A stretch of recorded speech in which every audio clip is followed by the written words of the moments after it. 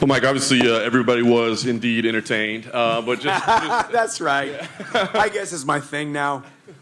just talk to me. I mean, listen. I mean, Tony looked, I think, better than anybody thought he might. So, how did you think that first round was going? And did you feel like you were getting tested maybe than you thought you were going to be early on? 1,000%. And I think that's once again why I always go back to why we love the sport of mixed martial arts. I mean, was I supposed to beat Tony?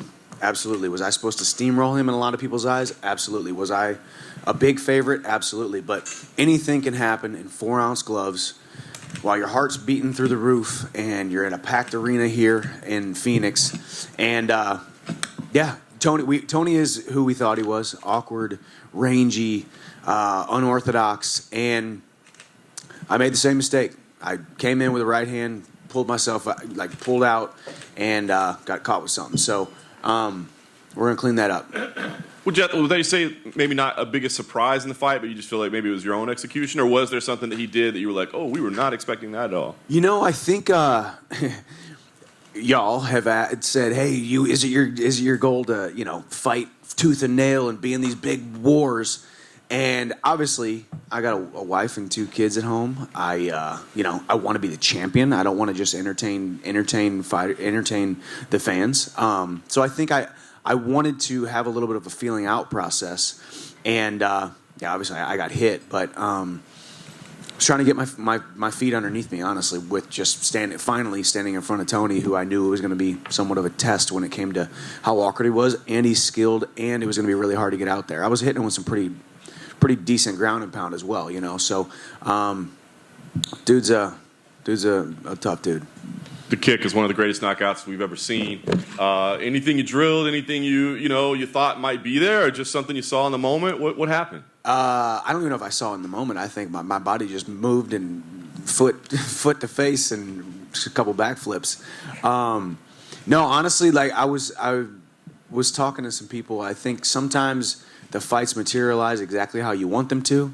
Sometimes you stay within your normal box of what you always use, and it works. Sometimes it doesn't work. And sometimes you throw something that you never, ever thought you would ever land, let alone knock someone out with. So it's not something that we train. I think I have the best kickboxing coach on the planet, Henry Hooft. But we don't train a lot of front kicks, I will tell you that. And mainly the reason is because I told Henry, I don't want to do that, man. It hurts my toes. So my right foot is a little bit sore. And I'm a big baby when it comes to my feet getting hit. So didn't train it, but it landed tonight. At the time you cut the epic promo, you hadn't had a chance to see the main event. Now that you did see the main event and how it played out, I guess give us your thoughts on what you saw there, and does that kind of change which way you want to go more, 170, title fight, etc. Man, shame on all of us for ever doubting Charles Oliveira. Gaethje had him hurt. Oliveira had Gaethje hurt, and when you get on the ground with Charles Oliveira, he's going to submit you. Except for me, I was able to get out of it. But I think, man, there's something. Is there not something satisfying about watching Charles Oliveira blossom into who he is? I loved Justin Gaethje's kind of synopsis of him, that back when he was unreliable and missing weight, which obviously this that was before this, but he was unreliable. He had a spotty record. He couldn't be relied upon to string together good performances. He was a boy back then, and now he has become the man that is Charles Oliveira, the champion that is Charles Oliveira.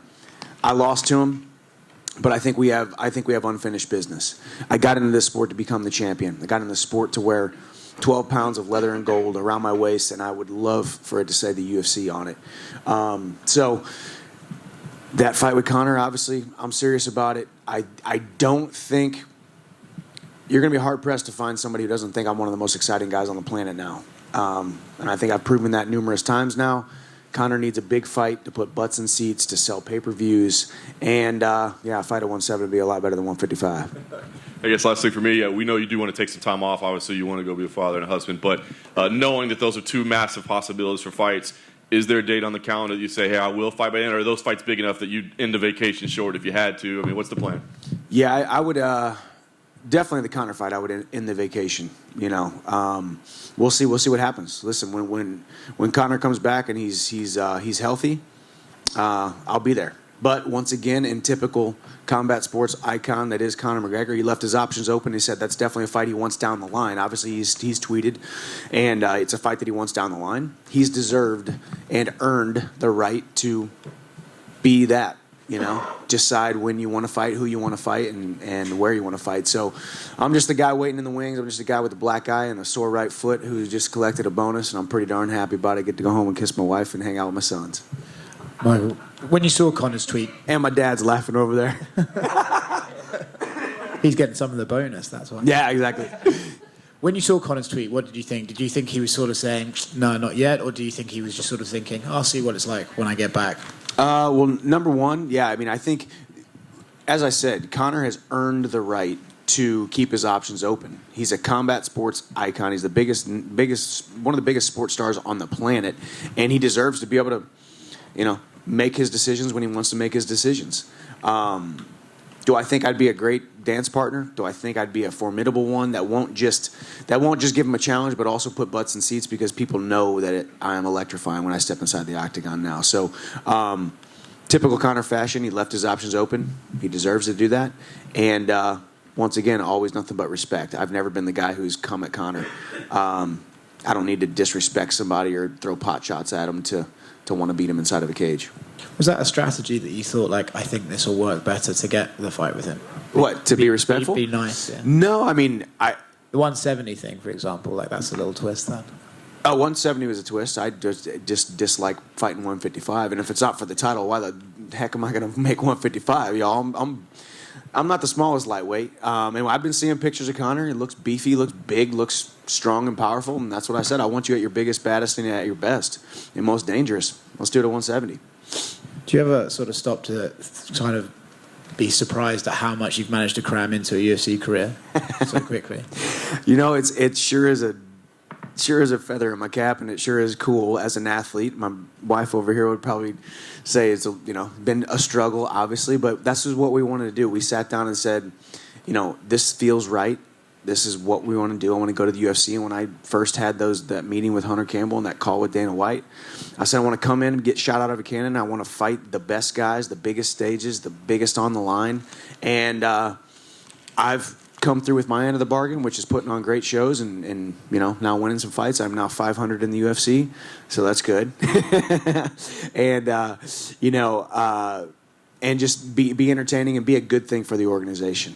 Listen, man, these guys don't understand what they have. If you've never fought outside of the UFC, you have no idea what it's like to be outside the UFC. And then you come to the UFC and you get your eyes open to what the premier mixed martial arts promotion on the planet is. So we'll see what happens next. Michael, right here. Say you don't get the title shot against Charles next and you do get Conor.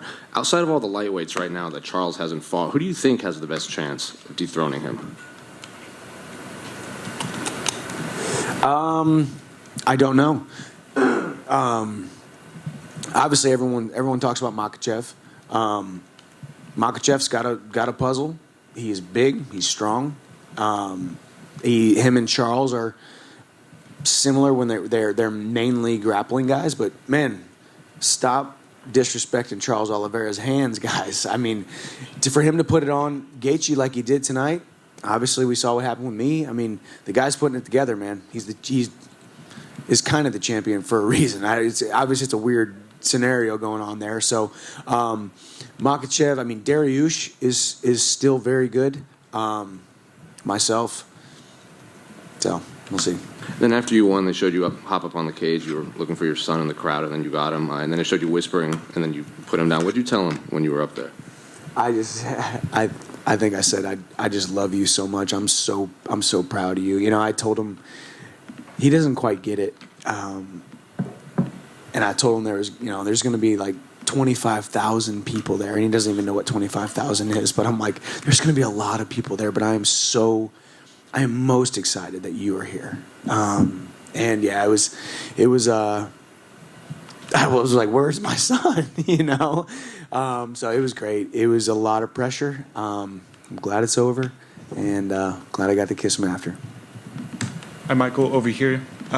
Tony Ferguson, I believe, was transported to the hospital. Is there any positive thoughts or words of encouragement you'd like to send his way? Of course, man. This is You know, it's a tough sport because ideally that's what I want to do to Tony Ferguson every time, right? Ideally, this is the game that we're in. We're in the game of separating people from consciousness, punching, kicking, knee and elbowing. But man, Tony Ferguson has been a guy that has helped build this division, the 155 lightweight division. You can't talk about it and talk about the history of the lightweight division without Tony Ferguson. And yeah, my thoughts and prayers are out with him, hoping for a speedy recovery. And I know he'll be back. He's El Kukui. He's the boogeyman. He's Tony Ferguson. He'll be back. Iron Michael, congrats on the big victory. How does this feeling compare to the knockout at the UFC debut in Abu Dhabi over Dan Hooker?